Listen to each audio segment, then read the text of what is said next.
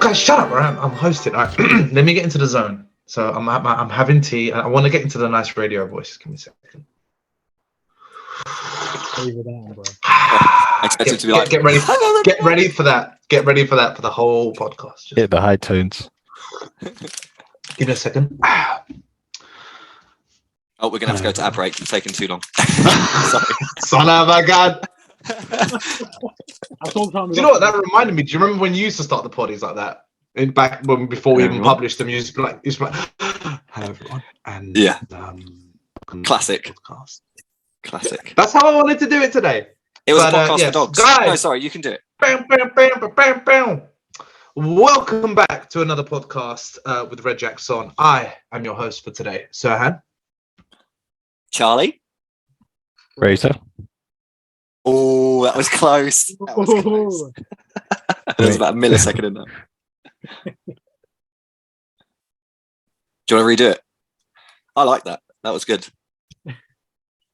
Nothing happened on my screen. My whole screen froze, and I was like, everyone's quiet. I don't know what's happening. Oh, did you not hear anyone say their name? Nothing. It just went quiet. I was like, is no one making a move? What the hell's happening? No, Rikesh and Fraser were like very close. It's like, Rikesh, Fraser.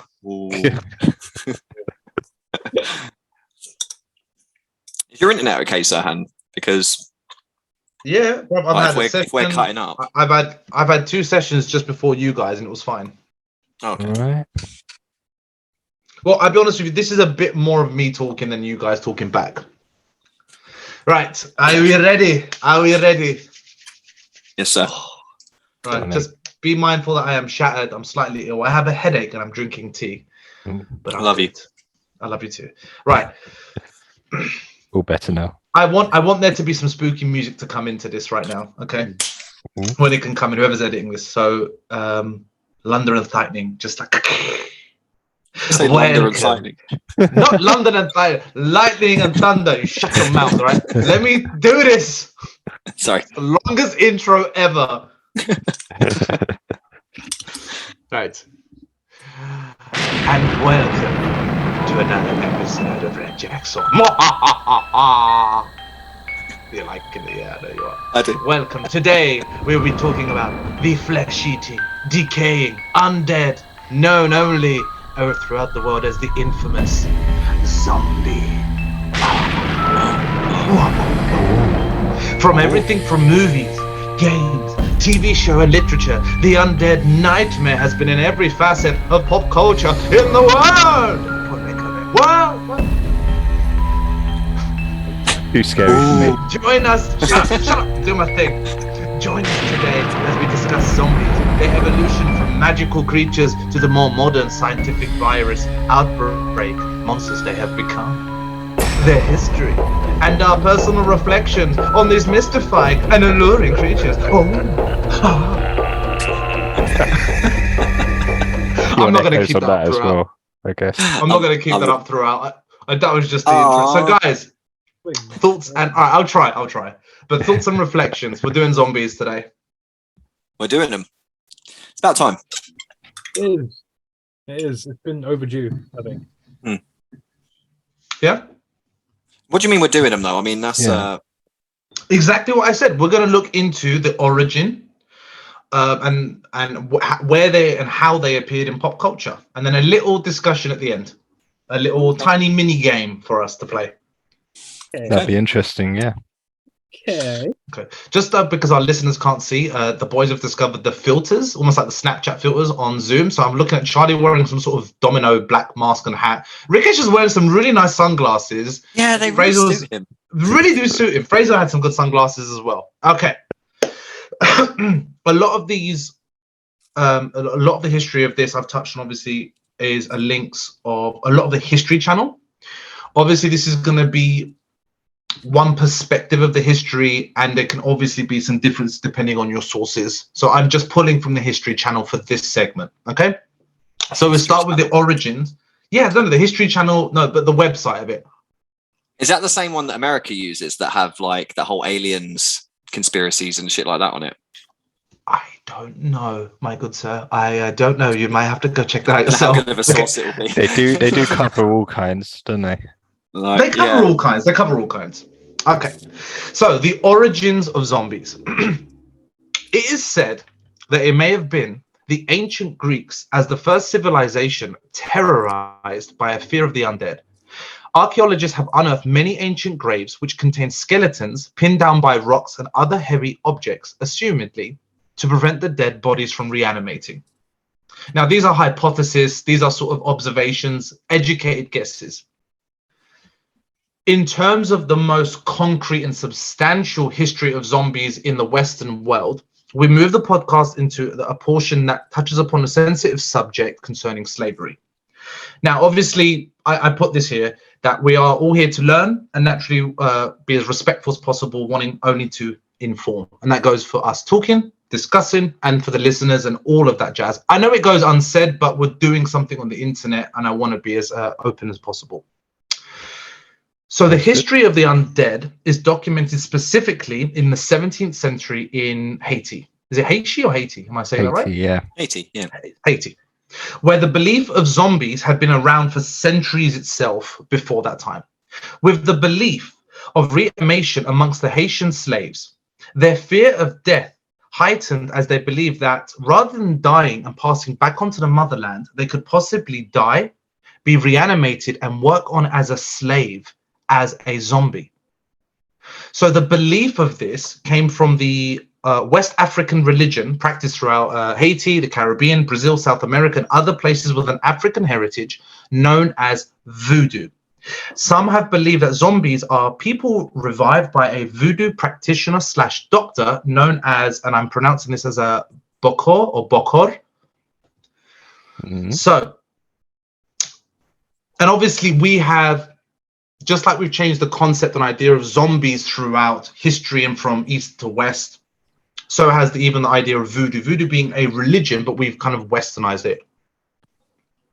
So just to take that pronunciation, Bokors have a tradition of using herbs, shells, fish, animal parts, bones, and other objects to create concoctions, including what they call zombie powders, which contain, and I'm going to try and read this, tetrodotoxin, a deadly neurotoxin found in pufferfish and other marine species. At a sub-level dose, the tetrodotoxin combination may cause zombie-like symptoms in terms of difficulty walking, mental confusion, and respiratory problems, with a high dose leading to paralysis and coma, which could cause someone to appear dead, be buried, and then later revived and reanimated. We're still on the same page? Yeah. Yeah, Sure. So that was the origin. So now we're going to talk. I've kind of got like 2-3 small little segments. So is there anything that you guys kind of want to throw back before I just jump in and do this basically a news report of zombies? I mean, I didn't know about the origins of where it all spawned from. I think, as far as I've always known, it, zombies have always just kind of been trope, for like movies and games and like pop culture kind of thing. I didn't know that there was like an actual origin thing for it that dated way back. So it's kind of interesting to hear, and like it kind of makes sense with like the theories and like the Greeks and everything based on like Greek mythology and how they perceive the dead to work and everything. So it's kind of interesting to hear that side of it, because obviously to me that's completely brand new. I've never really thought of it in that kind of way before. Okay. Fraser? I'll catch you up, Chaz. Any thoughts, Fraser? Sorry. It right.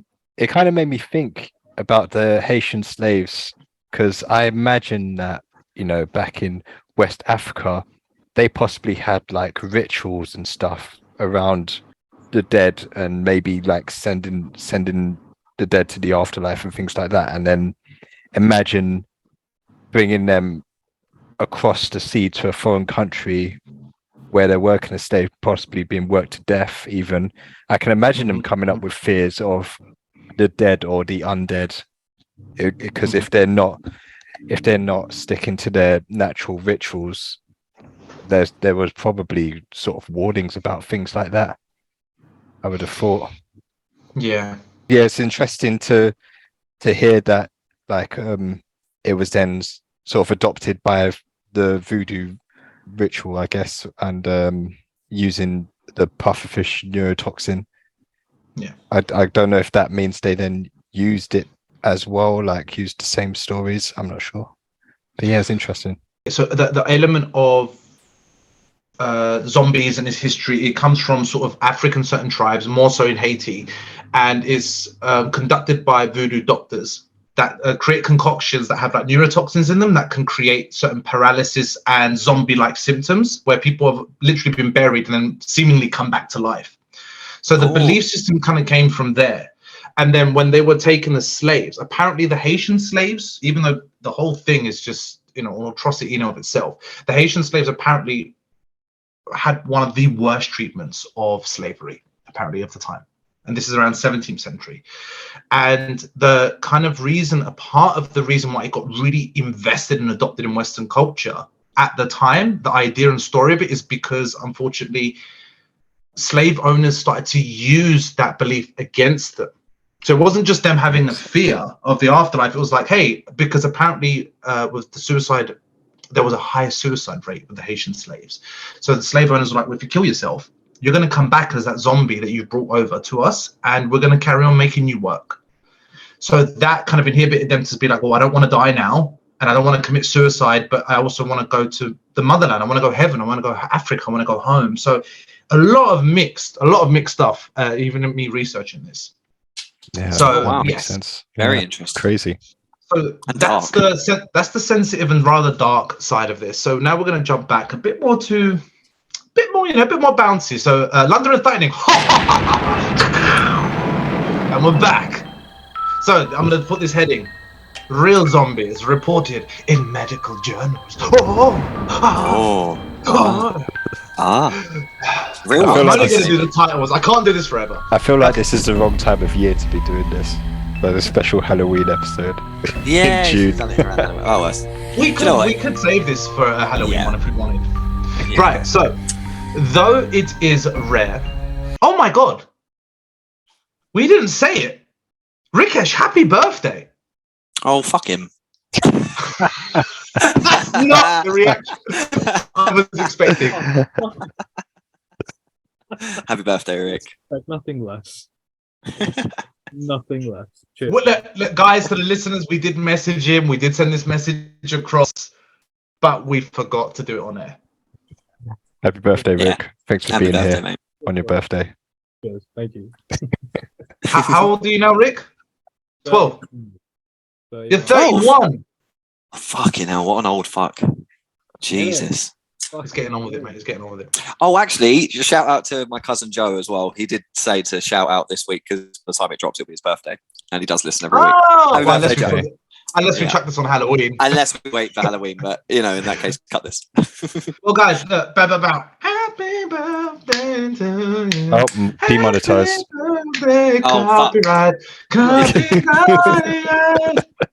We can do it like the restaurant ones, like happy birthday to you, happy birthday to you. Hey! Interesting fact, that's now Happy Birthday is now a completely free to use Yes, song. Oh, it it is. is. It is. It passed its statutory, was it 50 years? You. 50 Yeah, years. so- Wow. Yeah, I think Marilyn Yeah, Monroe sang yeah. it to the president. Ah. And yeah, it's past its thingy. So now that's why you can hear it in TV shows and stuff now. They can actually sing Happy Birthday. It's mad that we lived And in a in time where people couldn't restaurants. sing Happy Birthday on TV. Yeah. And in restaurants and stuff, yeah. I mean, I think they did that anyway. Yeah, fuck it. Okay, all right, so past the formalities. So, real zombies reported in medical journals.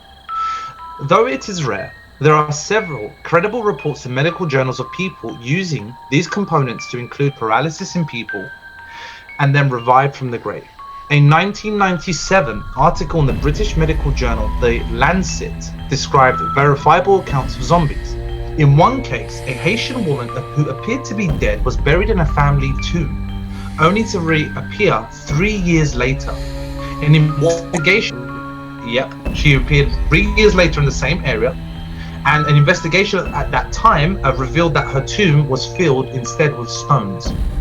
Oh.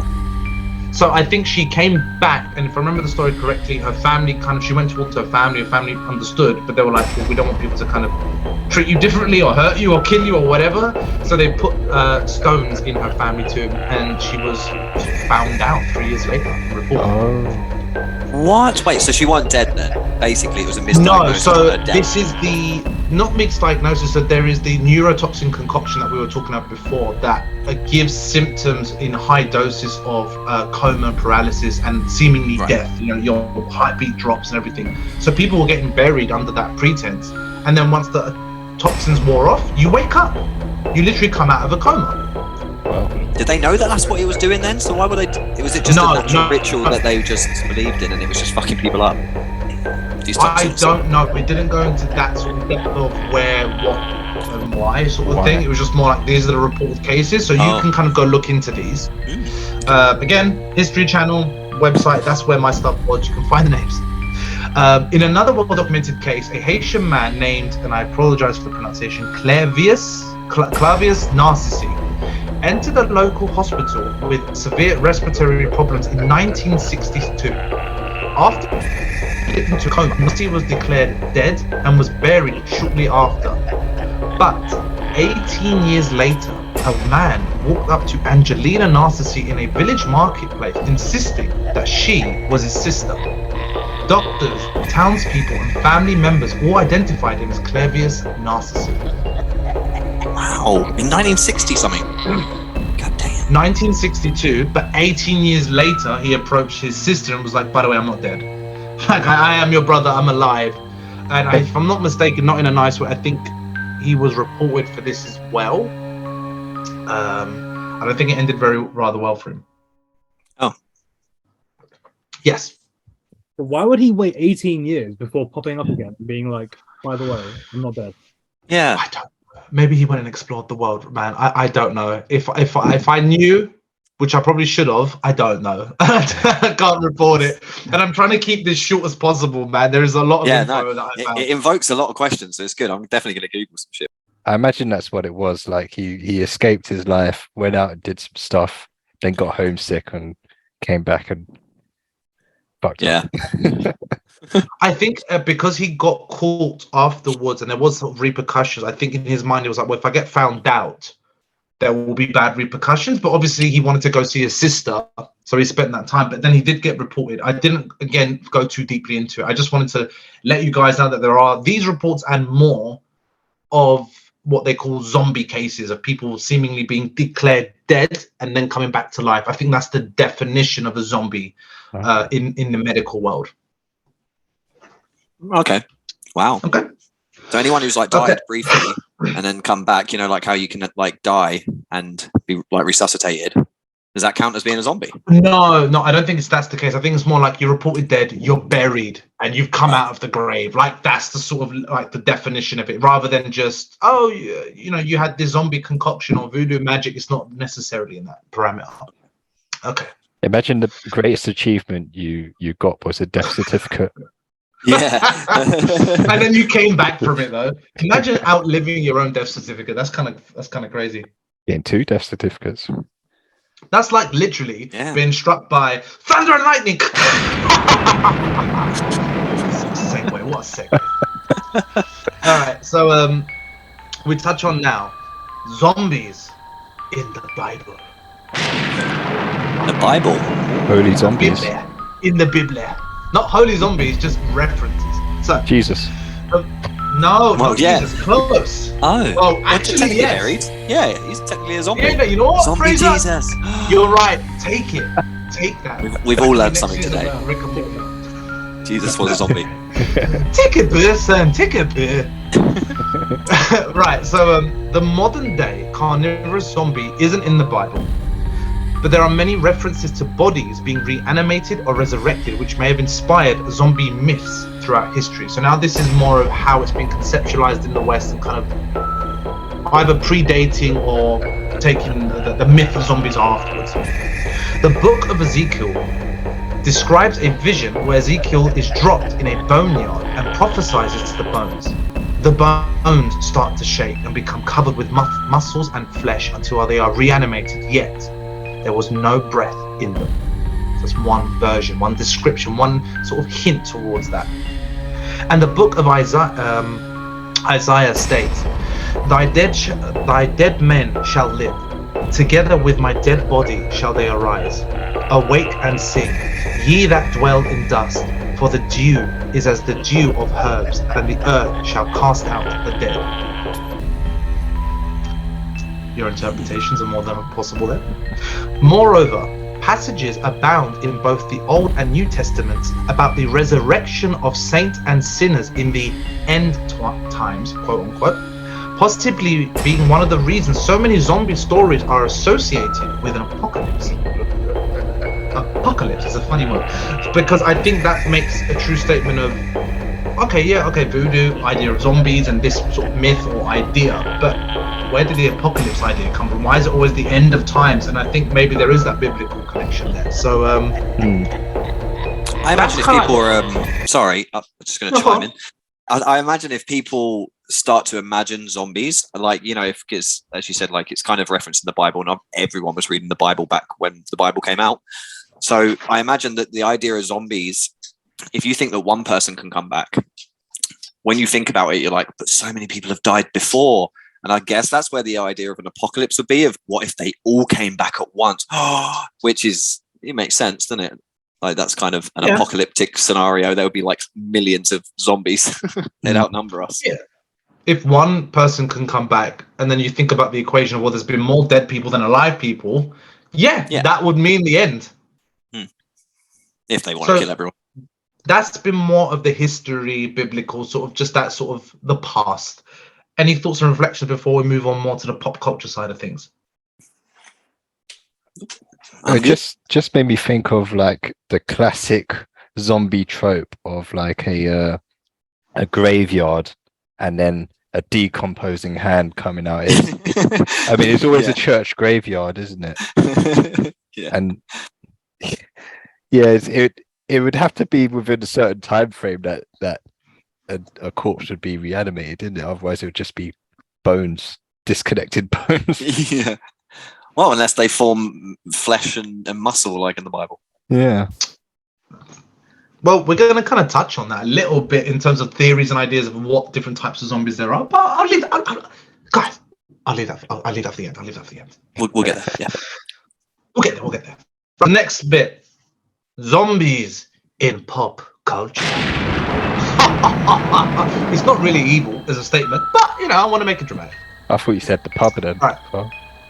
Zombies in the public. Zombies. I think zombies in the pub. Yeah, that's what. Just a pint, mate. Oh, even better. Just a pint.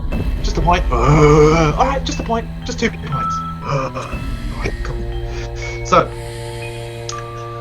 according to the Undead 18th Century by Linda Throst, whatever, zombies appeared in literature as far as back as 1697 and were described as spirits or ghosts, not cannibalistic creatures.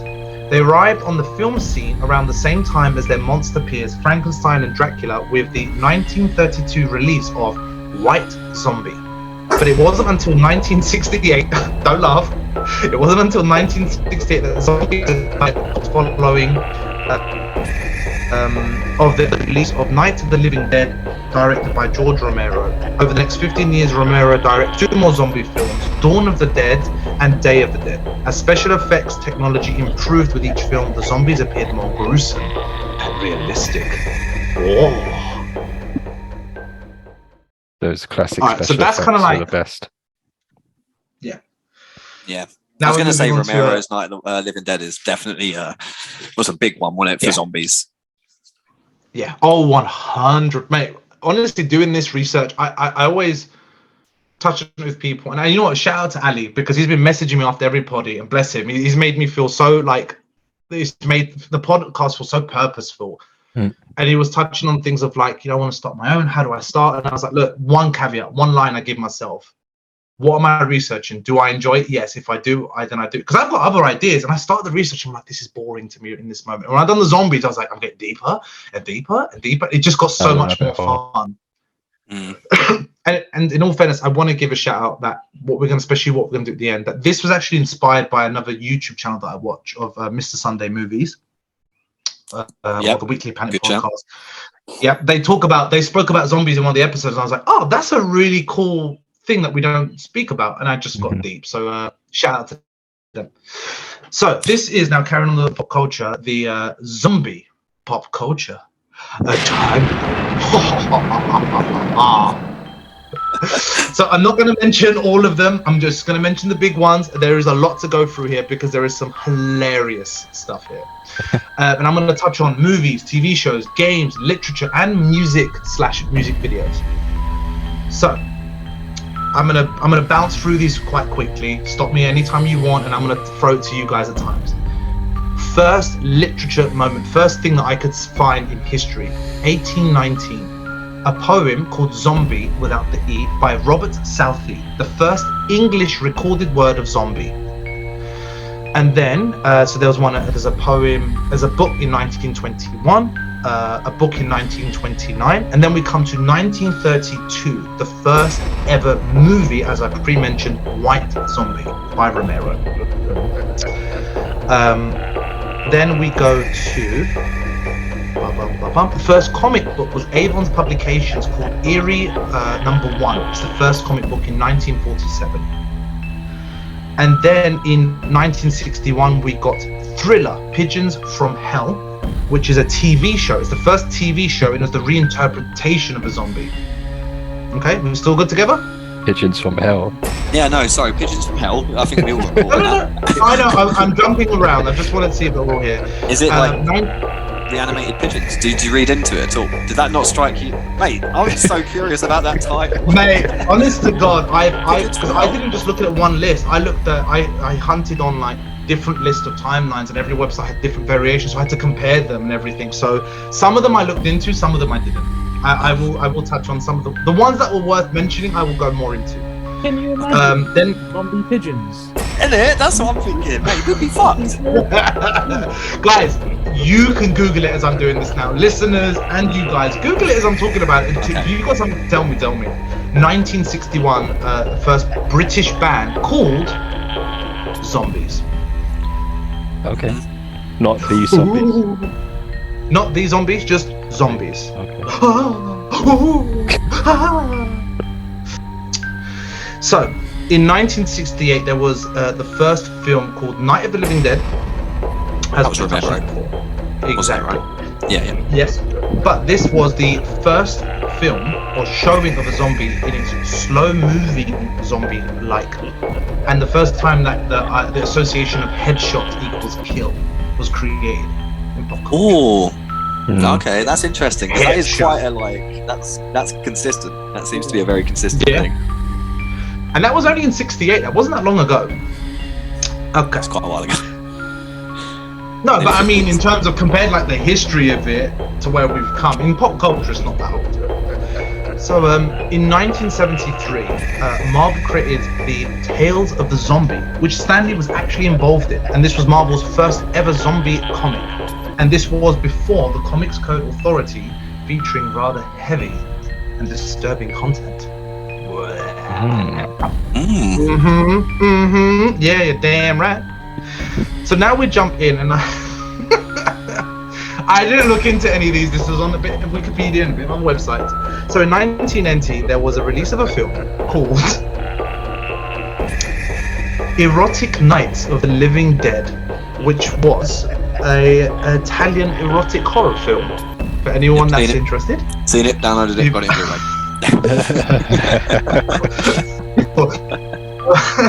The next is 1981 is where the Evil Dead franchise began, obviously with Sam Raimi. I forgot the other actor's name, but that's just what blew up a lot of the sort of just kind of kept fanning the flame of this zombiness. In 1982 is when the infamous Thriller video came out with MJ, with Michael Jackson. Shout out to Vid. So amazing music video. Let's just be honest. It's a thriller. Probably the best of all time, to be honest. Like Yes. when it came out, it was so. I mean, it's 4 minutes like of intro, isn't it? Before the song drops. Fucking sick, so good. I remember talking to people at the time that was like young at the time to say, and it was more current in their life. They're like, I would run home to see the music video on TV, because if you didn't see it there, where else was you going to see? You could get the record or the LP, but where was you going to see the video? Yeah, that's mad. What a time. Yeah. Right, 1982, lads. We touch on the first zombie video game called Entombed. on the Atari 2600 or 2600 or however you say it. That's the first game. It was followed by 1984 with the Evil Dead game as well, following the film. But 1982 into Atari was the first zombie game. So you have that game to thank for that console. 1985, we go to a film called Return of the Living Dead, which is to my knowledge, it's a horror comedy film, but it's the origin of the phrase brains, and that's where that came from. What was that? And what date? Sorry, what was the date? And what was it called? 1985, Return of the Living Dead. Okay. Yeah, I was literally just looking that up actually. It was the first.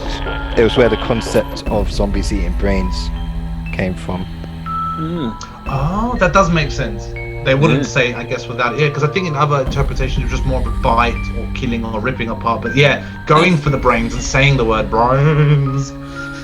Nice. See, that's why I like Google it. Add on. Right. Okay. So this is only, of course, the most challenging one would be the year I was freaking born. Okay. Are you guys ready for the name of this film? Yeah. If I cut out, you have to ask them to redo it because you have to hear the whole thing. Okay.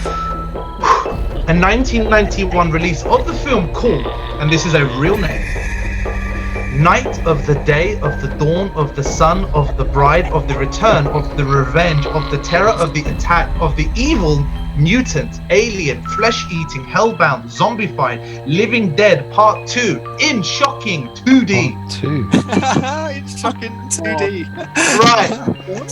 On this note, this is a bigger deal than just a zombie film or a long ass name. Because when I looked into this, with 41 words in its title, 168 characters without spaces, 201 characters counting spaces, it holds the distinction of being cited as the movie with the longest English language title.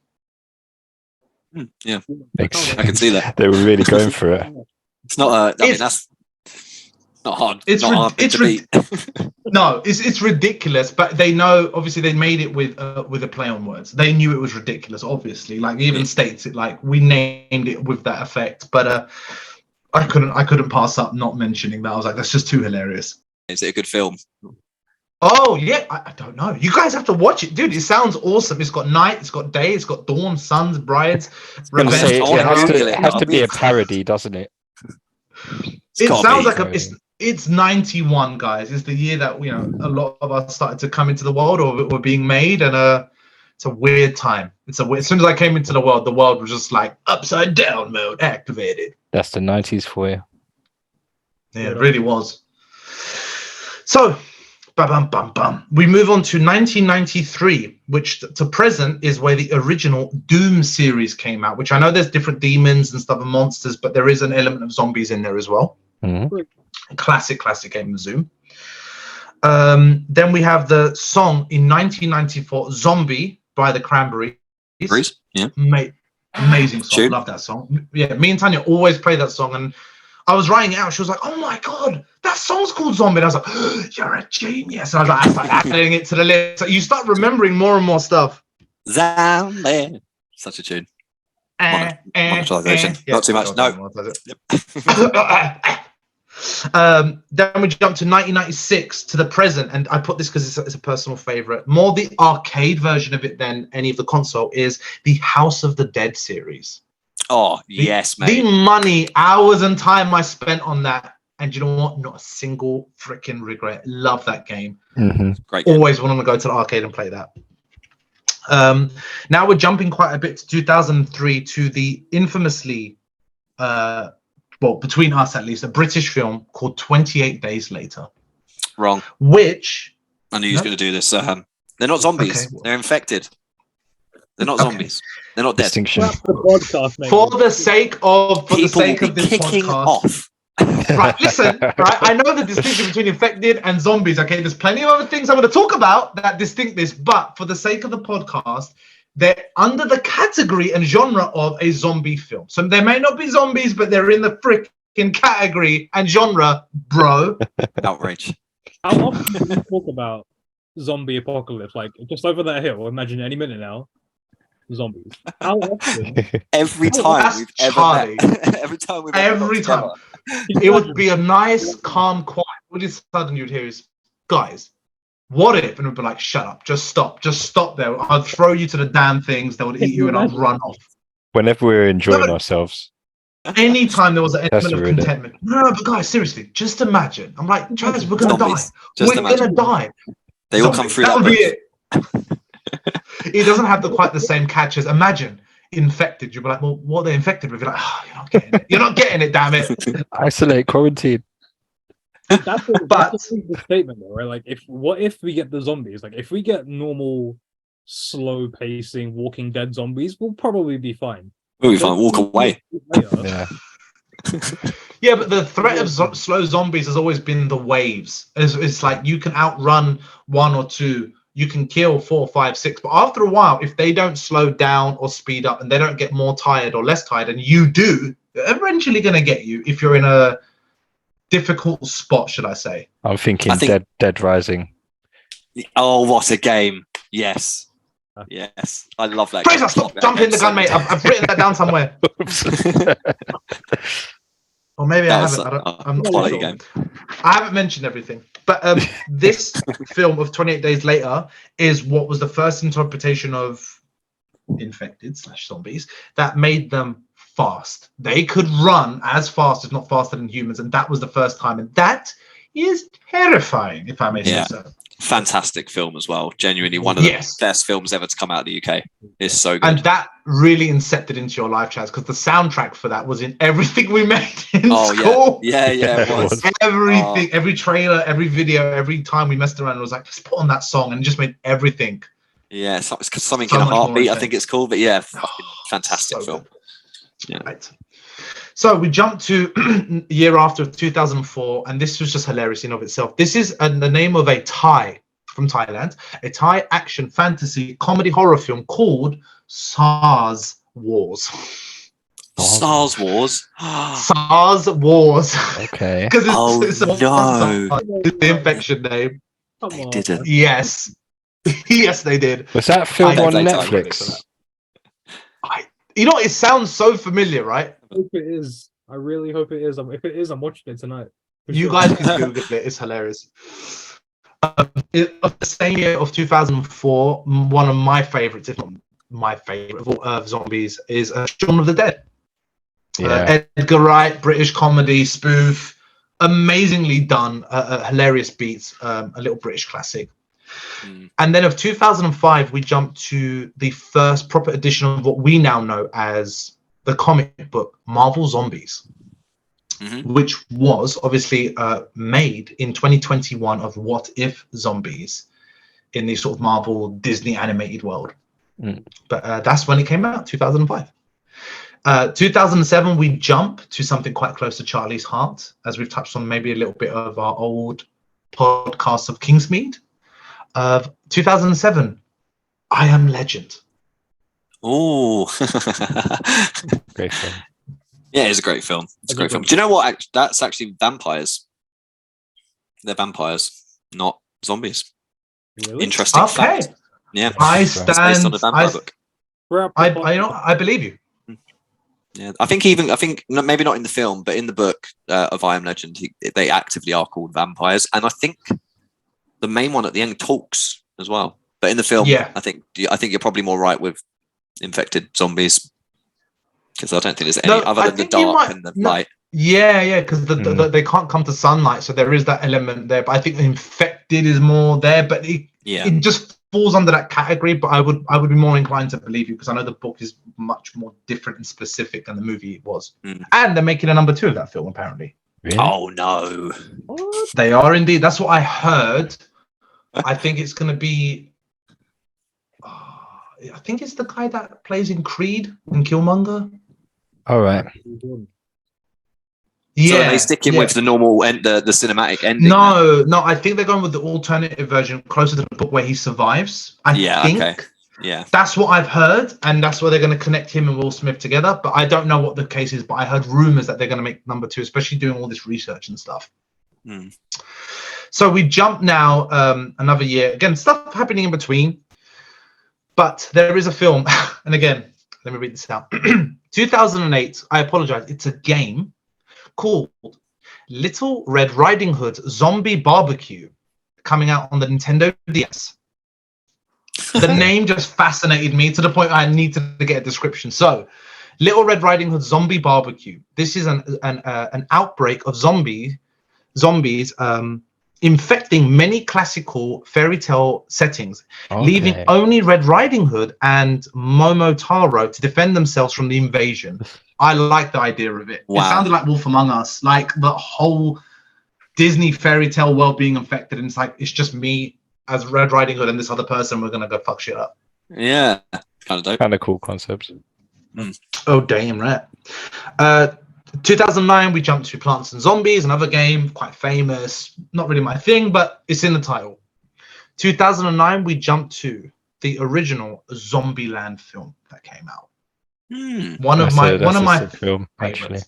Yeah. Amazing film, amazing, good comedy, good action, good just randomness, a nice re sort of interpretation of the whole genre in of itself. And obviously 10 years later in 2019, we would have had the sequel of Double Tap, which doesn't need to be mentioned, but I'm mentioning it. Yeah, that's all right. That's okay. No, I enjoyed it. I think it was as good as the first film. I just think it just came at a later time. Yeah. Like, they didn't spoil it. They didn't ruin the film. I wasn't like, oh my God, no. There's only number one and number two doesn't exist. I still enjoyed it, but I still prefer number one. It was like DLC. Like, it weren't quite the first one, but at the same time, you're like, yeah, it's cool. It's fun. Yeah, I'm enjoying it. It was a pleasant extension. Now, this is another, I'm not going to say personal favorite. So 2010 comes out a Japanese fantasy horror film called, rather suavely, Big Tits Zombie. Oh, nice. Yeah, got it, downloaded it, got it on Blu-ray. Just now. You don't even have a Blu-ray player, bro. It's Big Tits Zombie. Do you know what I don't get is they didn't even say erotic. It was just, no. This is a Japanese fantasy horror film. And Japan, I say to you, I believe you. I believe you that it is exactly that. It will be the most deep, darkest, like, matter and materials, but they will just have jiggling big tits, and it'll be like, what am I supposed to be doing here? God, we all know. God bless. A really confused moment with myself. Like, I don't like it, but I do. I don't get it. Sorry, everyone. Right, now we touch on to 2008, but this goes all the way to 2020 and present. But I mentioned this one because there's a personal favorite that we're going to talk about within ourselves, is the zombie mode of Call of Duty. Oh, great shout. Didn't even think of it, but fucking awesome shout. Mate, I'm telling you, I went in. But this obviously started in 2008. But I think, to my knowledge, we played Call of Duty Black Ops 2, right? That was our go-to on PS3 / Xbox 360. Black Ops. No, Black Ops 1 was the first one, wasn't it? No. I know which one the first one was, but which one that we connected to, we kept replaying over and over and over again. It was number 2. Kino de Totten. Modern Warfare 2. And Modern Warfare 2 had the first zombie map. I didn't play that one as much. It was Black Ops that we played. Black Ops 2. We played Black Ops 1, which was Kino de Totten. Do you remember Kino de Totten, where you're running around and there's like a theater and you can throw the little monkey that claps and stuff? Yeah, I remember it being number 2. Black Ops 1, and Black Ops 2 was Transit, where you could get on the bus that goes around. The number 2, you could have the maps from number 1 as well. So we did cross over because we used to play a lot in that town. I remember with the zombies where you could play. There was maps in Transit that you could take on the bus, or you could just go to the maps. We would get to a certain point in Transit and stop there. And it was Black Ops 2 that we really, really stuck to. Yeah, I did. Transit was awesome. Sorry, Rick, go on. No, I think you're right. I think it was Black Ops 1, because Black Ops 1 had Nuketown for the first time, right? And we just overplayed Nuketown. I think you might be right. I think maybe Nuketown was first in Black Ops 1. Well, either way, we played a heck of a lot. Whether it be Black Ops 1 or 2, we rinsed that game out. We went crazy because we used to mess around with the settings. We had God mode, we had unfair modes, and I still miss playing that game to this day with you guys. I remember doing God zombies mode in COD, is there? With you guys. Oh, There was no God mode in COD. Not God mode, but no, not God mode That's per FIFA. se. But we would change the settings so much that we could essentially be like running faster or longer and stuff like that. If I remember correctly, yeah. We fucked around with like the the settings. little mods and stuff. But I Yeah. remember doing all four of us playing COD on couch mode, and we were shooting so much at the zombies that by the time we got to like whatever wave where it was unbelievable, and the frame rate would just drop, like and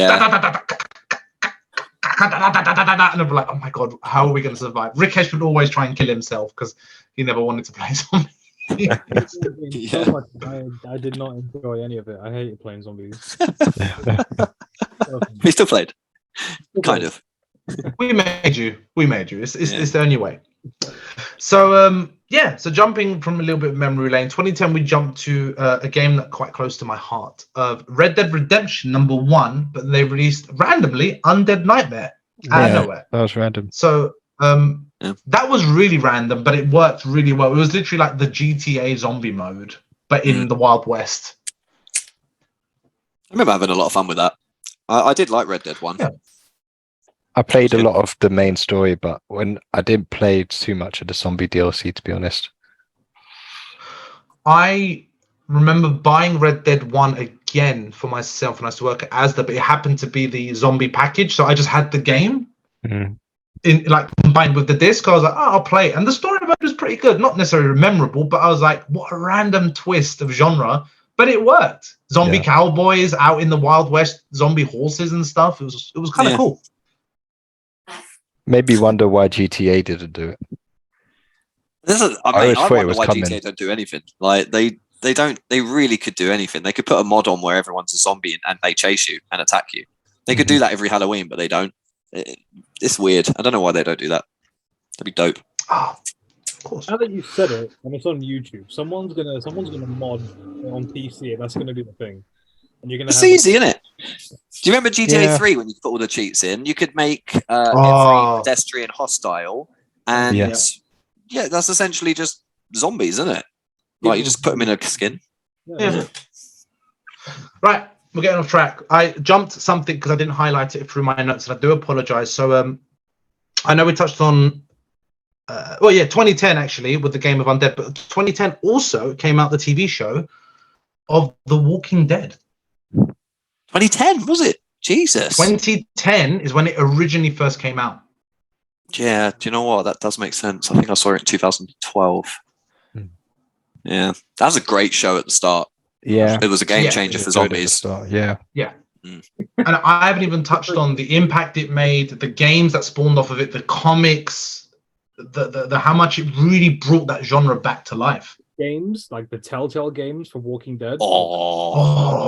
So good, so good. Traumatizing, but amazing. Yeah, Clementine was amazing. Yeah, I'm so glad you mentioned that, Telltale. I'm gonna write it down. Do you know what? The second game, I got to I think it was the first level where you're the girl and you're in the forest and there's a dog. Yeah, and the dog comes over and you like give it some food, but then obviously you need to eat, and then it starts growling at you, and then you have to kill it. Mate, I couldn't kill it. I couldn't do it. And so I was like, that's the game for me. Kill that dog, so end of the game for me. Yeah. That was a very short game for you, Jess. There's a lot of stealthy zombies in that show. It's like they'd always turn around and suddenly there's a zombie there and then they fall over. Yeah. Yeah. Use that a lot. Well, maybe when the camera's not on and they're like brains. You're like, ah! Pretty much. Walking Dead really needed to evolve their zombies to like at least a light jog. Like the light jogging dead, just you see them with their Fitbits. Yeah. Like when they're trying to get their steps in. But no, when season 5 hit, it had like this little twist to it where it was like some of them had like red eyes, and then all of a sudden people started getting sick, and it was like, oh, is there like a little? No, nothing ever came from it. They just left it, and then they could have easily evolved the zombies a little bit. It would have been so interesting. They only ever got slower, didn't they? There was they became less of a became less of a threat. Can I add something, Serhan?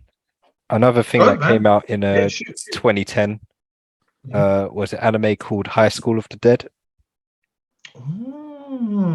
Oh yeah. Okay. Is it good? Yeah, it's pretty cool. It was pretty good at the time. It was Uh, hardcore zombie porn. I'm looking at it now. pretty much. Uh, It wasn't. oh, that. It was. Charlie's got every episode already. Got it on Blu-ray. Blu-ray. Worth checking out. It's pretty good anime actually. Okay. Cool. Fan service and everything. So we jump forward now. 2012 Walking Dead game came out, phones and consoles, but 2013, gents. And I know I use the word zombie lightly, but we're talking about infected right now because The Last of Us came out in 2013. Oh yeah. Yeah. See, now I'd say The Last of Us wasn't a game changer for zombies. It was just a very good story. Mm-hmm. Yes, but if I didn't mention it, it would be crazy because we're going to be talking about the show as well. But my heart I look at the words and I feel like I'm going to cry. So I'm not going to move on so fast, but that is there. 2013 is when that happened. Yes. I remember playing it. Mm-hmm. I remember playing that game. I don't, like you were saying before, I don't so much remember playing Red Dead Redemption, but it's just one of those games that sticks. Yeah. I will never forget that game. I will tell that story to my children and their children's children, and it's got nothing to do with me. I'm just going to be like, sit around, children. Once upon a time, there was The Last of Us. You just have to describe it like COVID. Like, oh, COVID. Or let me tell you about what happened to me during COVID. Let me tell you how I met your mother. I'll reconstruct the story. I had a daughter. I had to run away with her. She got shot. Oh. Spoilers for anyone who ain't seen it. Charlie!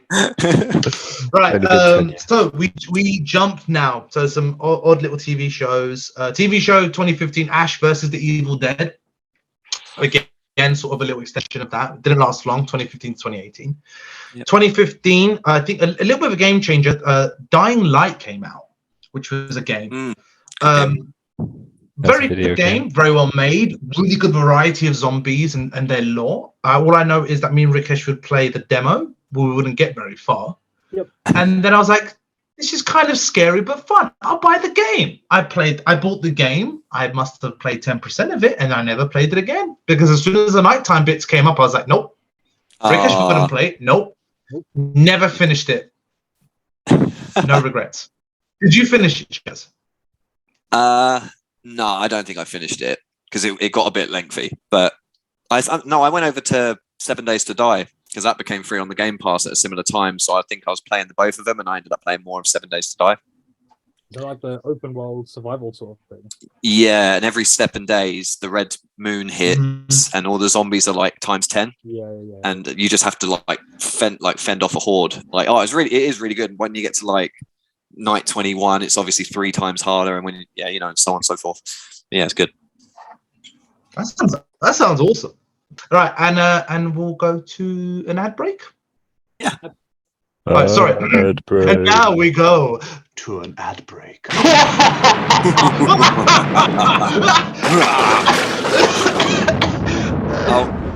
zombie. Hello, and welcome back to a Zombie School, where our zombie language reform lessons are going great. Take Gary here. Gary has made loads of progress. Gary, can you tell me what this is? Ooh. Well done. And what is this? Book. Not quite, but keep practicing. Take Leonard here, our star pupil. Leonard, what have you been working on today? Flickering light, just out of reach. Darkness and hunger, a prison for the withering mind. A soul that longs for freedom until the end of time. Wow, okay, Leonard, that was quite deep. Right, let's move on to Bill. Wait, Bill? Where's Bill? Brains. Oh my god! Oh my god! Hey, Gary, eyes up front, we're in class, okay? Yeah, cool.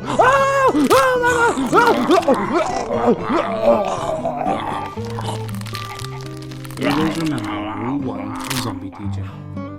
Always count your pupils.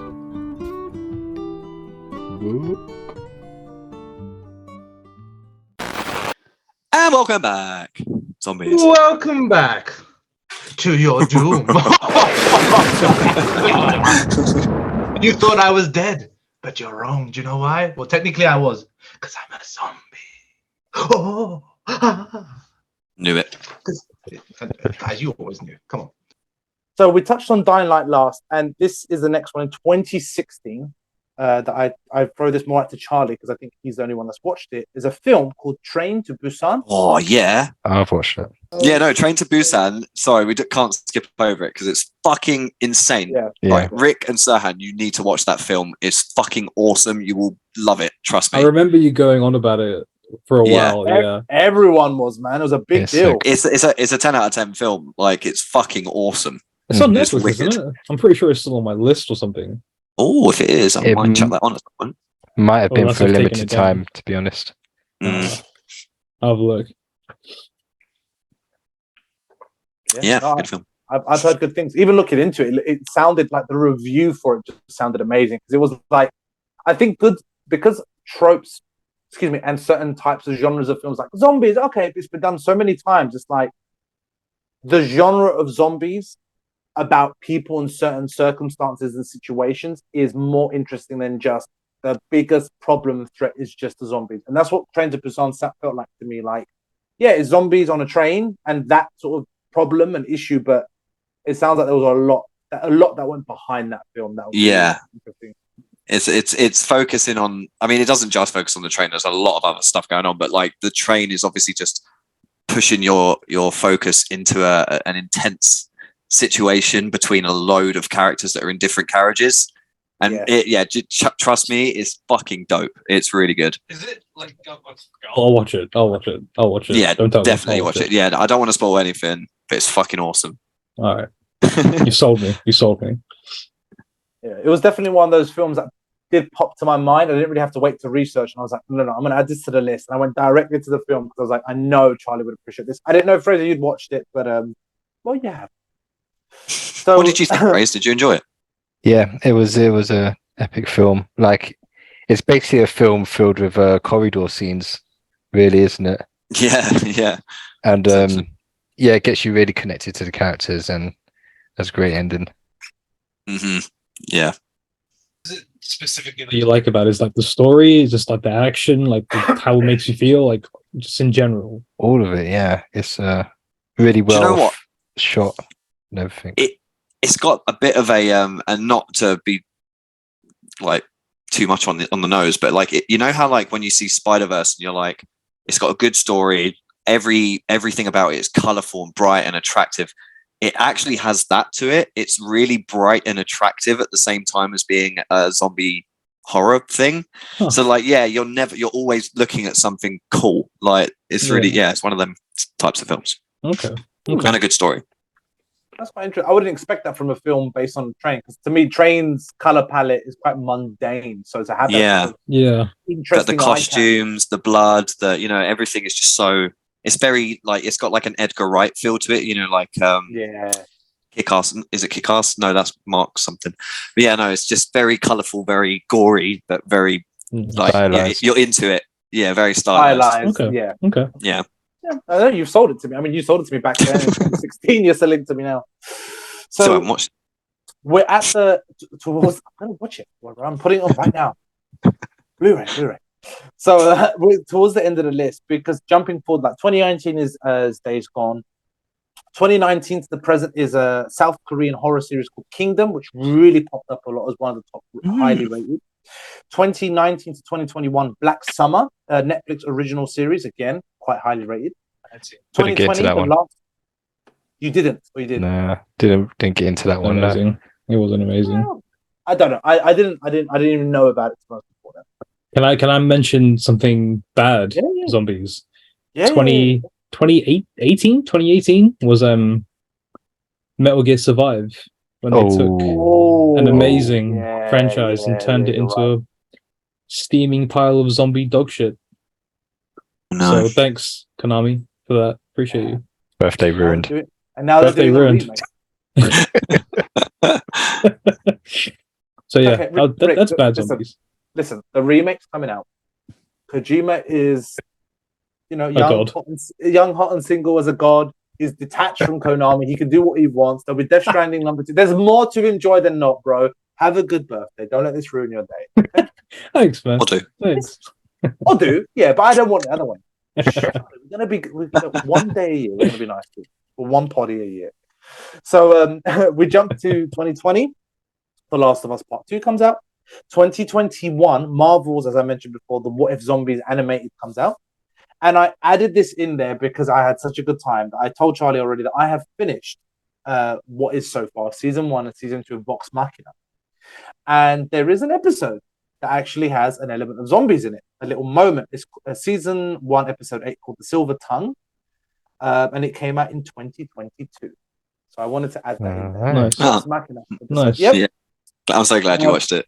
Everyone who's listening, go and watch Vox Machina. It's on Amazon Prime. We're being sponsored. We wish we were being sponsored. Yeah. I've gotten a few episodes in. So far, it is really, really good. I think It's I'm a on good episode watch. 6, You know what? I It think. gets better in different ways. And it's nice because you appreciate in different ways. And sometimes it's like looking at Rick and Morty, you think, my God, you sit there and think, well, who the hell sat there and thought of this or went into this world? But then you, rather than going to that direction of how it was written, you think, oh, wait, this was a campaign. This was live. This was played. This was rolled on a dice. Like, they didn't just get this move because it narratively worked or it didn't.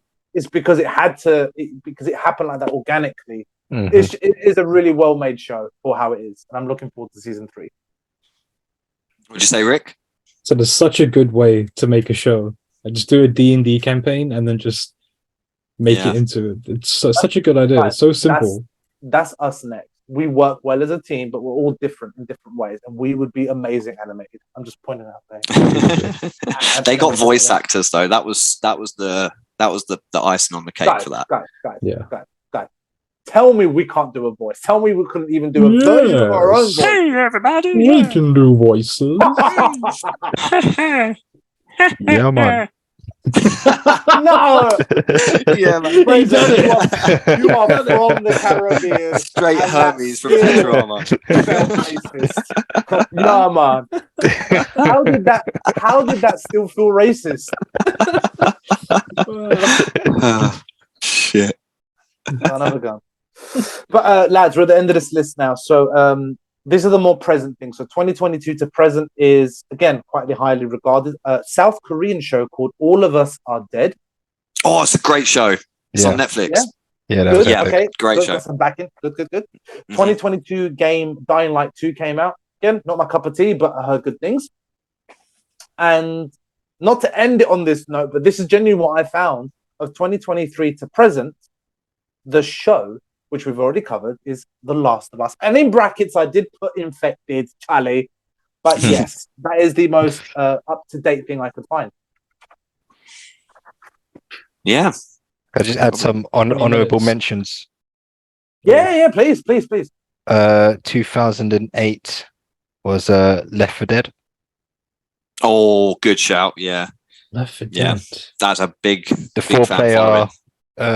you go through levels, fight waves of enemies. Yeah. Yeah. That sounds Yeah. familiar. I It's think so, full yeah. on. It's full on. There's a lot of them. And there was a cool game that I played for a little bit called State of Decay. Yeah, that was a good game. Yeah. State I've heard of that, yeah. State of Decay 2 specifically in 2018. That was, Yeah, it's State of Decay 2 I played, pretty cool for like zombie survival because you had like open world and you could like build bases, collect survivors and stuff like that. I think I stopped playing it because one of my survivors got stuck and then just died, and I was just like, well, what was I supposed to do? Literally got stuck in a corner and surrounded. Oh, shit. Mate, do you know what? A similar thing happened to me on that 7 Days to Die because it's a very similar game. Because I was playing both, and I went on one time, and my whole fortress that I'd built, it was just half of it was missing. And like when you bear in mind, like when you have to make concrete, guys, brick, it takes fucking ages. And I built like this whole fortress. I spent hours on this game, and then one time I load in, half of it's missing. So I'd like close the game, load back in, fucking didn't come back. Like, no, not doing that again. All my guns were missing and shit. Yeah, it's like I got robbed and blown up. You did, mate. You did. Could that happen? Uploaded all your stuff. No, Oh. it wasn't online.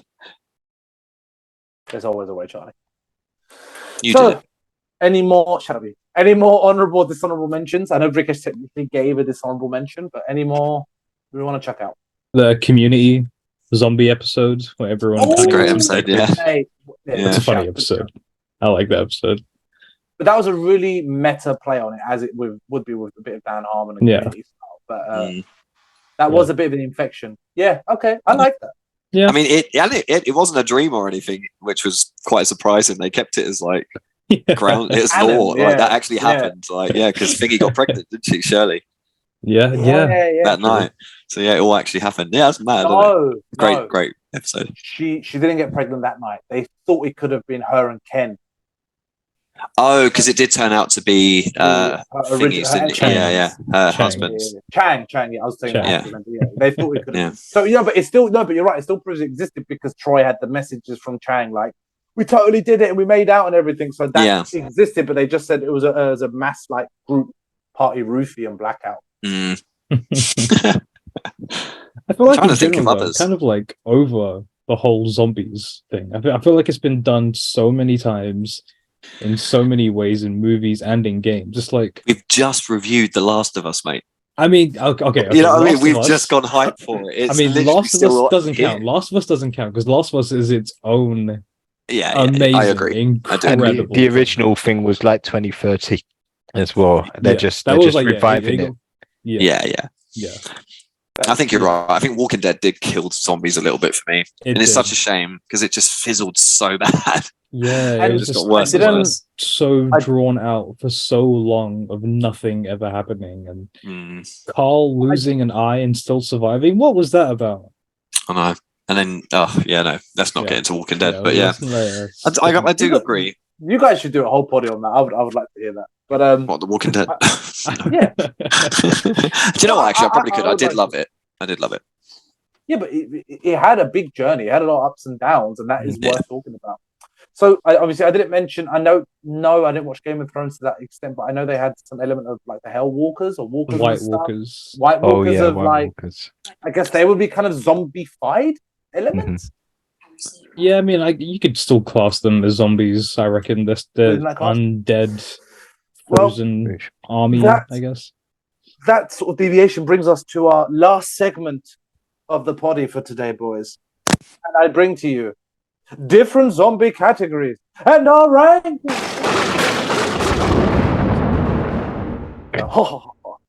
This is where I'm really taking from Mr. Sunday's movies right now. So I do apologize for the copiness, but the inspiration was there. The idea was so cool, and I've added and elaborated upon it. So what I've tried to do is list different categories of zombies that we've been introduced to in pop culture in general, and we're going to rank them. So we got top rank is S class, and then A, B, C, D. I've got a pen, I've got a paper. We're going to smash this out. So I'll go through the list first, and then we can take them one by one, yeah, and we can all pitch a vote. So number one, I put as technological zombie, a person augmented/reanimated through technology. Okay. Then we have. So does RoboCop count? Ooh, And Inspector Gadget. these are freakishly good questions. I don't know. I'll leave that to you. I guess if they didn't die, but they were close to death, then no, they would have to be dead to be brought back. I think So they I both Think died. of examples like that. I think RoboCop died. No, there is even one of the Inspector Black Gadget died. Ops. Even one of Definitely died. that's dark. But even one of the Black Ops, COD games had technologically reanimated zombies. I was looking into. Number Cyborg. 2 is would you stop interrupting, Sorry. mother hugger? I want to read number 2. Sorry. I'm so tired. Number 2 is constructed zombies, and I put in brackets Frankenstein style. So people that have been kind of meshed together. So I guess Frankenstein could be it, or Frankenstein's monster could be in that category. Troy and Arbor. Yes. Yeah, They I get guess. sewn together. Troy and Abbott back together. That's what I was Number thinking. 3 is stalking zombies. So the type, and I put in stalkers like in The Last of Us, where they're more agile and they're more stalker-ish in their regard. They're not going to run at you and scream or move towards you slowly. They follow you.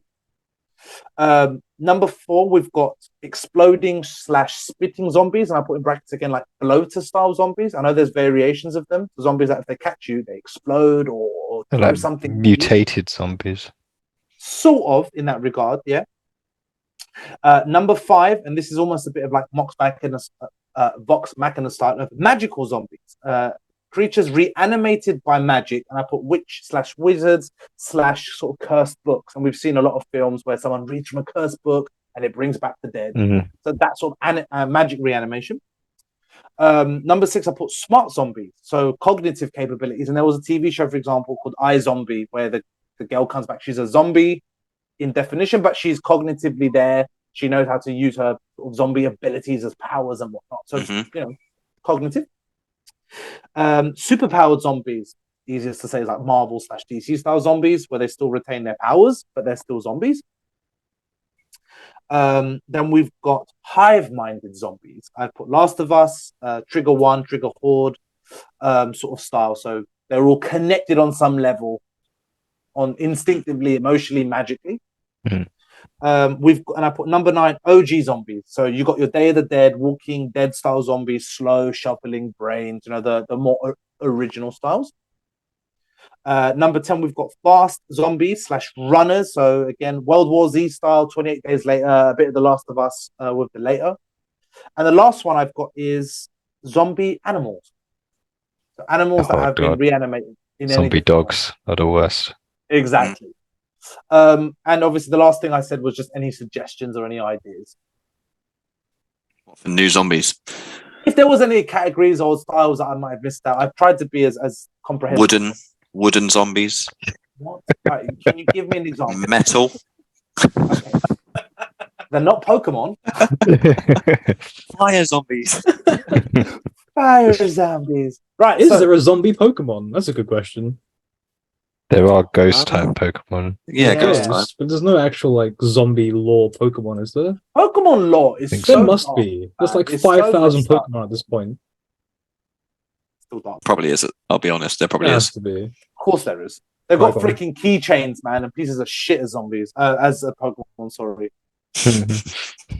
Right, so technological zombies. What are we putting them? S class, A, B, C, or D? D. I'd give them a D. You say D? Yeah. I would say sound. B. D for Fraser. What about you, Chaz? I'll go in a bit. I'll go C. C. Relatively entertaining, aren't they? But it depends. I've never seen them used. I can't really think of any good examples. I mean, are they really a zombie if they're all kitted out with like machine guns and like laser sights? Like, you're a zombie. What are you doing? They're fully. Why, They fully why have you think, got right? guns? The It's not judgment. a zombie. It's a zombie undead soldier. Yeah, you can attach all kinds of things to it. It'll be sick. But is it Okay. like cognitive? Like I don't really get it. Yeah. I put D as well. So it's resounding vote. Technological zombies is in the D category bottom. Right, constructed zombies, Frankenstein style monsters. You see, I would D. put technological zombies above Frankenstein's. They're kind of the same, except one's got better technology, and the other one's stitched together. Ooh. I'd say C because it's more like an OG zombie, but the kind of Yeah. scraps is thrown together. It's kind of a shit zombie. Frankenstein doesn't really do much, right? We've all Okay, seen Van all right, Helsing. so there's 4 of us and there's 4 votes, and 2 of us have voted D and 2 of us have voted C. Because I agree with. All right, Charlie, what did you say? I'm gonna vote for C. C. And Rikesh is C. Yep. And me and Fraser are D. So what do we do? I'll go B. Put it in the Because middle. it is OG. I actually was gonna go B. I was just saying C to be a knob. But no, it's OG, and there's been like really good films that have kind of come from that concept of constructing people, and there's like funny skits on it, like in Community and stuff. So yeah, I I'd go B. would just meet us halfway. We're touching a bit of B and a bit of D. Let's just say C. Okay. No. All right. I said B. What are we imagining here? Are we imagining like what makes a good zombie? Are we That's imagining like what if we were Trying walking to down the fight street them? and we saw one? And we saw another one. Which one? No. I wouldn't put it in any real life sort of thing. I guess more as like a consumer in pop culture. When you see it on TV, what is interesting to you? What would be sort of tantalizing? Okay. If we're going to talk about what's going to kill us, don't get me wrong, dude. A tech zombie is going to get you far much better. It's not even going to chase you. It has a rocket launcher. Like, let's just be honest. All right, so number 3, just stalking zombies. So zombies that are a bit more of the horror style. They creep in the dark. They follow you. You can just hear them in the background. What are they going to do when they catch you? Because this is where I'm confused. Because when you said stalking zombies earlier, I thought, okay, like The Walking Dead, and then you said the Walking, like slow moving, classic Walking Dead zombies. All right, let's put it this way: the outcome would be the same in the sense of they might try to bite you or kill you, but the way they get you, the category of zombie is different. Because the Walking Dead OG one is you're in daylight, they're shuffling towards you, and they're going to overwhelm you. But a stalker, you can just have one that's going to follow you, and you don't know where it is, and it knows how to hide. It knows how to hunt you, essentially. So it's a hunting zombie. It's not so blatant. I don't know in the Walking Dead, but I see it as like the Walking Dead is more blatant and obvious, just shuffling towards you. So this is a bit more strategic, like it's actually yes, it's actually stalking you. Yeah, I've actually never thought of that, mate. I've never even I can't think of any films where these like Last of Us stalker zombies. So The Last of Us 2 introduces stalkers. That's where I got okay. Oh my! I've not played it, so yeah. That's fine. That's fair. You'll probably see it in the show, but it sounds such a very slight difference, but it's such a different dynamic in the way you have to think, bro. You move slowly. I would say B. Slower than usual. B tier for me. Knowing Yeah, that being agree. a recipient of it, even I would say B. Yeah, I'll agree. Sounds interesting. Mate, I wouldn't want to do it again. Let's put it that way. So number 4, we touch on exploding, spitting zombies. So a bloaters sort of style, things that can throw stuff at you. Not necessarily big and chunky, but you know. I hit him. They can go in the D. Yeah, D. Do you know what? I'm going the complete other way. I was thinking either A or special superclass. They're like the best ones. When a fucking bloater come out the first time in Last of Us, were you not like, oh my god? Even in the fucking show, we were pumped about it. I just think, another bloater type zombie. Ugh. Yeah, I'm like, oh, now you got little projectiles to avoid and shit. Mhm. Come on. But that's what makes it fun. fucking, like, If it was just the same shit zombies all the time, you'd I'm crave not it. gonna I mean, that's also fair. That's also fair. I'm on Charlie's side. I'm thinking like A or B because it's just it's annoying and challenging, but for all the right reasons as it should be. Yeah. Because no one plays zombies to have a good time. Yeah, and the idea of them like mutating over time because they've been dead so long is cool. That seems like a Last of Us thing specifically, though. I mean, there has been. I mean, Resident Evil had similar things. You know, very things that spit venom Shout out and to shit. Evil. Resident Yeah, I didn't Evil, like we them Resident missed Evil. Resident Evil. Do you know what else? Dead Space. Miss out. Dead Space. Dead Yeah. Space. Yes, I did- what a game. Jesus. I did have them Fascinating. written down of some of them, but I didn't mention all of them. But That's fine. so what we're saying for this type of category of this exploding, spitting projectile type of zombie? I'm staying high. I'm saying A. I'm still staying B. Razzle? Yeah, I'm say- saying D. I- You saying A? I'm saying A. I think. Try me I at think C. You got me at C. Me at B. Thank you. I'm holding the pen, so I'm going to say B because I think it's a class of its own. Oh, what It's is a this? dictatorship. Thank you. I agree. You're damn right it is, bruh. Vladimir. All right, so number 5, magical zombies. Zombies of a classical nature, but they've been reanimated by magic, witches, wizards, or a cursed book. Hmm. B. I'd say B. Oh, I don't know. I'm trying to think of like good examples when you say them, and if I can think of a good one, I'm like, oh yeah, that was really cool. Then obviously it makes my decision easier. But magical zombies in games tend to be really annoying because they're just fodder that you're beating Yeah, up. it's just fodder, I isn't don't. it? I don't really like them. I think they're just not pointless, but they're just normal zombies that just happen to have a bit of magic in them. And they might have some pros and cons to it, but I just like they're just still annoying to me. Yeah, Ooh, do you know when it was good? Is it Stardust? The film with Daredevil before he was Daredevil, Charlie Cox. Yes. And Stardust. there's that scene where she reanimates one of the guys and they're like throwing their hands around and stuff with the sword. And it's like he's like moving all around like a voodoo doll. That was pretty dope. But yeah, no, I'm gonna go with D. Phrase? Yeah, I'll go D as well. Resounding D. Magic. Right, we move on to smart zombies. So zombies that are zombie by definition. They've died and been reanimated in whichever way. But they're smart. They've got cognitive abilities. They're basically like us. And I know there's been other films and shows that have done it as well, even films that I've watched. One where the zombie falls in love with a girl, if I remember correctly. Oh yeah, I know the one you're talking about. Yeah. One with I think his name is something Tucci. I remember he's a zombie that's alive. Alan Tudyk. Is it Alan Tudyk? Maybe? I don't know. No, that's where he's an alien. Sorry, it's completely different. It's okay. Is that it's an okay. actual surname? Alan Tudyk. Do you not know Alan Tudyk? You got to know Alan Tudyk. No. Too big. You'd You know would him know if you see him. you would Trust. So yeah, what we're saying on smart zombies? Do you know, they're my least favorite. I hate that trope of, oh, she's a zombie and she's got fuck off. No, she ain't. She ain't a zombie. It defeats the point. Yeah, Yeah, literally. you're just someone who died and came back to life. Like you know, you're Jesus, basically. You're closer to Jesus than you are a zombie, in my opinion. Is there anything lower than D? Is D the lowest? Sakura. I'm Special category. Sakura. I'm gonna put a Sakura All right, I'm not doing it. Oh my Sakura. god. Sakura too. Yeah. Sakura. I love that. That's the go-to. Oh man, please- can we Edo please- Tensei.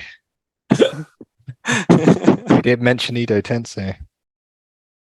What's Edo Tensei? That's the reanimation jutsu.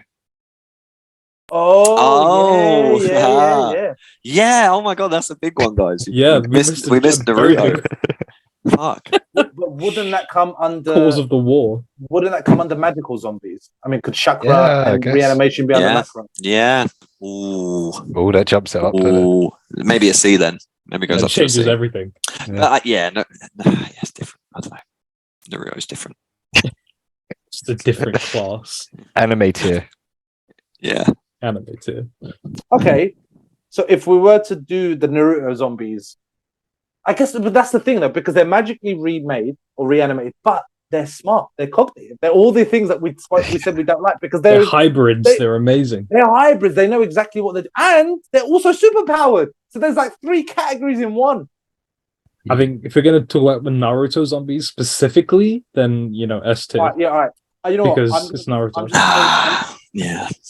I'm just gonna put Naruto zombies as the first thing, and I'll put it S class. Yeah. Yeah. It's just not There's- counted. Just don't No, count no. that one. No, it crosses over too many things. Yeah. Okay, so smart zombies, Sakura class. I want to continue this Sakura class for other things. Yes. Number 7, superpowered zombies. So we kind of saw a snippet more recently in the What If zombie episodes where they are zombies, but they have their abilities. I think it has to be S tier. Yeah. Wow, Really? you're going S. See, Yeah. no, I don't I think agree. I'd say You don't. A tier. Maybe not S tier, but A tier. I would say A tier. I think it's terrifying. Like the original comic series, like goes really dark with it, and like it gets to the point where they literally consume the entire universe and have to find another universe to consume because Yes. they're always hungry.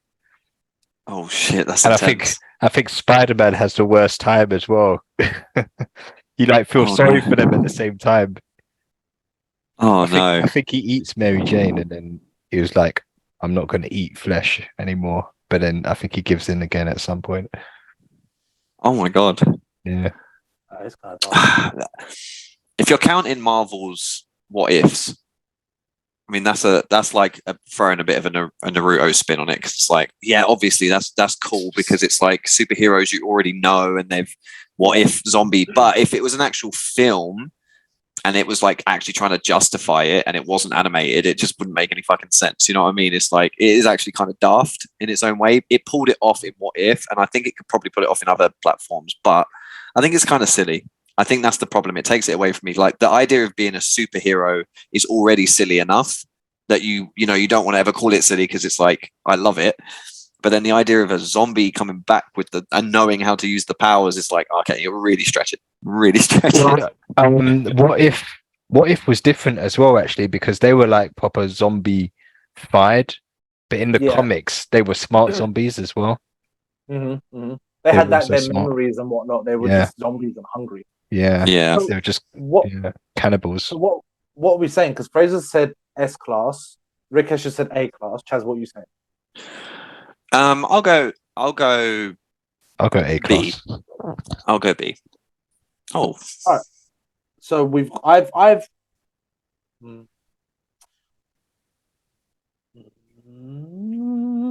it's true what Charlie said, because it's one of those things where if someone would have said it to me off the cuff, I'd be like, probably B or C. But because I can have a frame of reference of what if in Marvel, I'm like, but I know what it can be. It makes it an A for me. So I'm just gonna stick with A. So another thing as well is like, because zombies have been done like over, and it's always like the sort of slow moving, you headshot them and they die kind of zombies. But if you give a zombie a bit of an advantage, it just makes it that much more terrifying. Like even if the zombies turn out to be like stronger for some reason or whatever.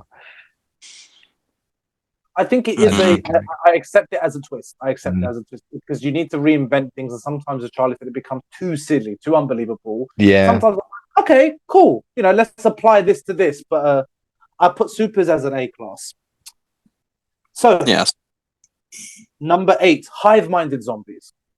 So zombies that are connected. They're a breed. They're a hive of their own. Obviously, there's a little bit of The Last of Us in this, but there's so many different interpretations of this. Always going to get a horde, aren't you? I love a horde. The whole idea of a horde is really, really fucking cool. I'm actually going to go S with it. Fuck it, because it instantly made me think that's the most terrifying thing. Because if you alert one, like in a normal zombie game, you kill a zombie, you get away with it. Cool. If you kill one and they all of a sudden all know exactly where you fucking are, that's haunting. That's like I fucked up. I shouldn't have even touched this thing. Yeah, no, I'm going to go S. Yeah. Hi. Maybe not S. Because I think most zombies generally have a sort of hive mind kind of approach. So it's kind of the norm at this point, like for the zombie settings to be somewhat hive minded. So I would say A tier because it's like the standard kind of zombie that we see. Okay. But yeah. Razzle? What's currently in A tier? Currently in A tier is supers. And Okay, S class is Naruto. Oh, okay. I guess that was a bit of a horde. Yeah, I'll go S. S as well. Yeah.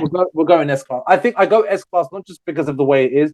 It's one of the OG tropes. And I think the idea of in certain games and certain things, like The Last of Us, I know we keep jumping back, but that's been my biggest exposure to this sort of infected zombie.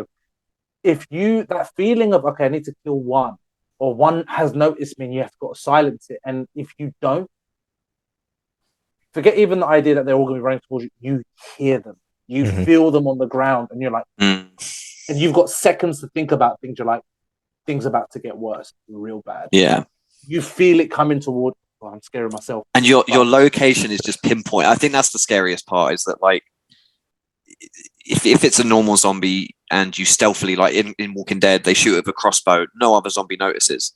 But if you did that in a hive and you shot that one, every fucking zombie in like a mile radius is going to instantly get drawn to your location. Yeah, no, that's such a cool thing. Hive mind, I love it. Oh, well, I don't even know who created that part of it. So now we're kind of getting towards the end of it now. So fast zombies. So you've got your fast zombies, your runners, your 28 Days Later, World War Z, a little bit of Last of Us in there. What are we thinking? S2. S. Yeah, I agree. S2. Yeah, Praise? it's the most real and it's terrifying. Yeah, dude. If you see one of these 28 Days Later zombies running at you, what are you gonna do? I'm not running. Just take me. I'm done. Running, jumping, leaping at you. Yeah, parkour zombies, mate. That's it. The world is done. That's a good idea for a film. Has that been done? Probably, actually. I wonder, probably. Okay, that's the last one. So now we've got 2 left. OG zombies. Your OG zombies. So we're talking Day of the Dead, Walking Dead style, slow, shuffling, brains. Wait, are they saying brains?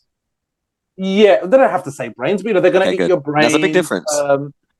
They're not hive-minded. These ones are not hive-minded. You kill one, it's not going to alert the others. Unless they see it.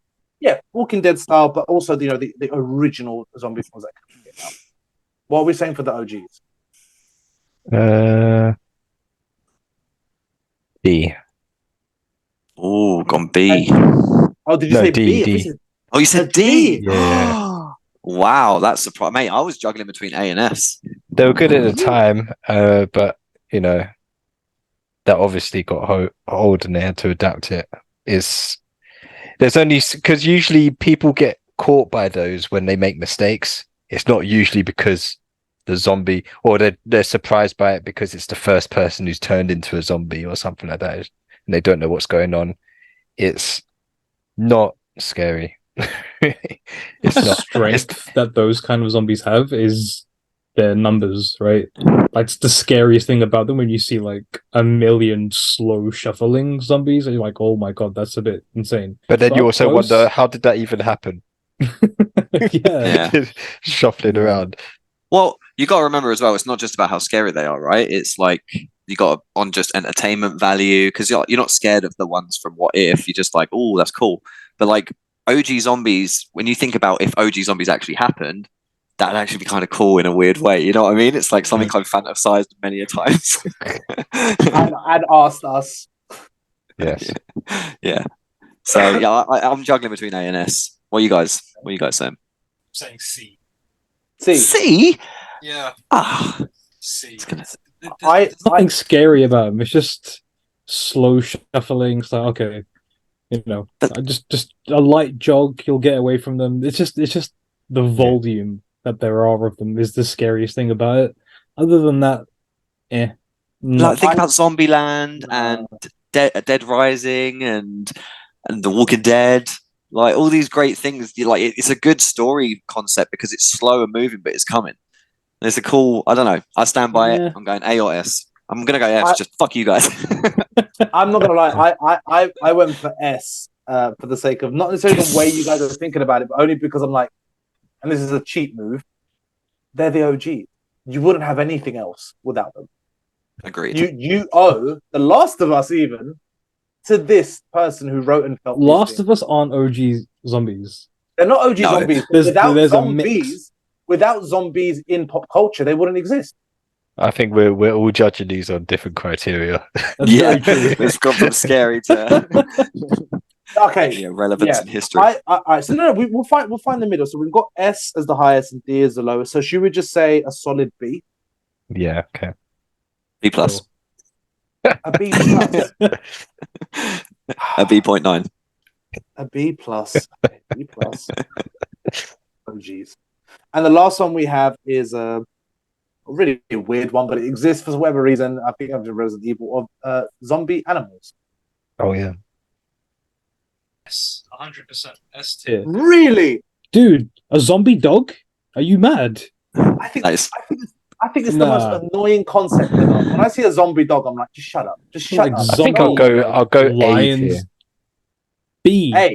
A. I think I'm agreeing with Fraser because every time in games when the Hellhounds come out and stuff, it is way more fun. Like Dude, it's fucking terrifying. Yeah, terrifying. And if you're trying to not get bit, a dog is a fucking pain in the ass to not get a little bite from. You know what I mean? It's kind of scary. Yeah. Fine, I'll put it. You guys make a good point. I'll put it out there. But I mean, look, I'll be honest with you. The pigeon one I read in the first part of the poddy, that would be more scary. A bird zombie would still be more scary. Dude, imagine all pigeons in London suddenly turn into zombie pigeons. Everyone will be dead within a day. Oh, that's how an apocalypse would actually happen, mate. Like they would kill us quick if they knew they had that power. Ooh, pigeons. Right. So we've hit the end game. So you ready for the results? Yeah. You want me to start from the top or the bottom? Bottom, of course. What? No, you go from the bottom to the top. You start at the top. No one will care after that. Right. So at the very bottom tier, which we've just created, the Sakura tier, we have smart zombies. Yeah. For D tier, we have techie and magical zombies. Two separate things. Makes sense. For C class, we have constructed zombies, the Frankenstein zombies. In the in the very middle, we have the B tier. We have stalkers. bloaters, and in a weird pocket dimension of B+, we have the OGs. Yeah. Moving up to the top tier now, A tier, we have superpowered zombies and zombie animals. And at the S class, the top of the top, we have fast zombies, hive zombies, and our beautifully suggested multi-categorized Naruto zombies. I think that's fair. I think that works actually. Yeah, I think that's a good list. I think it's fair. I think if any of them were alive, I would be fucking terrified. But with constructed ones. Hilarious. Boys, we have gone through the history, we've gone through biblical, we've gone through lists, we've gone through personal experiences, and we've gone through even categorizing and rating. We've died and come back again. We've died and come back again. You've listened to this for so long. So I leave you with this. Thank you to everyone for joining us in this ghoulish and brain-eating adventure. Thank you for listening. If you haven't already died and come back. Whoa! And although I am a Sohan, oh! I am a Tally.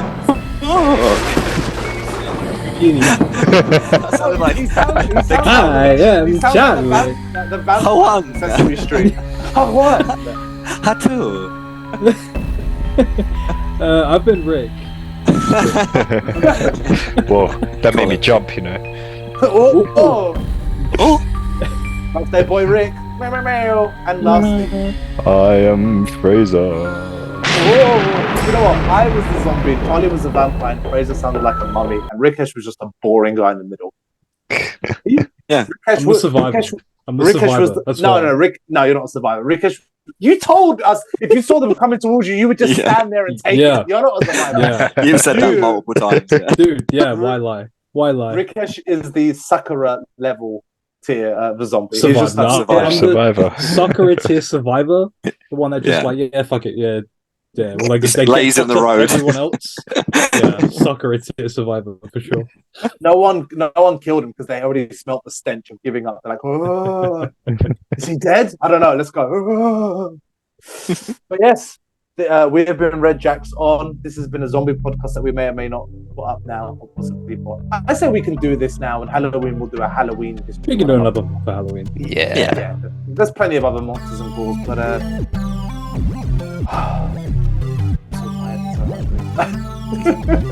I think we would have faded out by now anyway, don't worry. We said our names ages ago.